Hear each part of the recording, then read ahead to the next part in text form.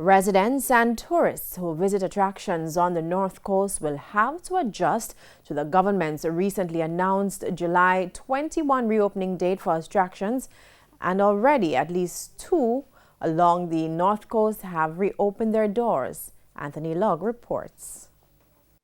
Navigating the Duns River Falls in St. Anne has always been challenging and often requires physical contact between adventurers to climb.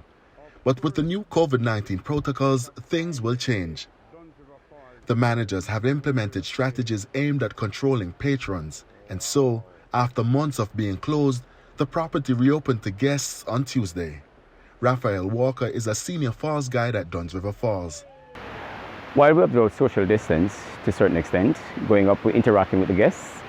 Some of the protection that we have, which is the face shield, ear masks, and certain ear gloves, help to make the tour fulfilling opportunity. The government ordered attractions closed in an effort to contain the spread of COVID-19. Since the announcement of the phased reopening of theme parks, beaches, and attractions, the Urban Development Corporation has been making preparations to ensure its compliance with the outlined protocols. This includes the installation of hand-washing stations, signage, and social distancing markers to maintain safety for staff and guests. This family visiting from Missouri was among the first group to climb the falls after reopening. We were very privileged, excited. We leave tomorrow, so we were hoping to get this in before we left. Will you come back again? Absolutely. This is our 3rd time, so yeah, we'll be back. The nearby Mystic Mountain is also open, but only to Jamaicans, at least for now. Before entering, however, mandatory temperature checks and sanitization are carried out. I was very glad for the opportunity to come here. Honestly, we would not have been here today if it wasn't for COVID. That's the truth.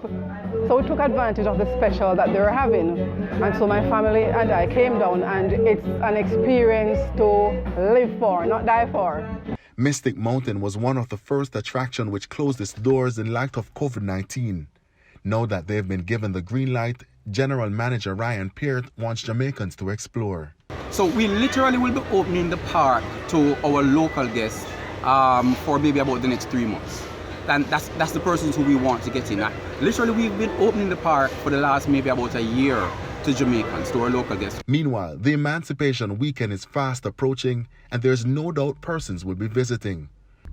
What many are hoping is that the confirmed COVID-19 cases will not be impacted by the reopening of attractions. Anthony Lugg, TVJ News.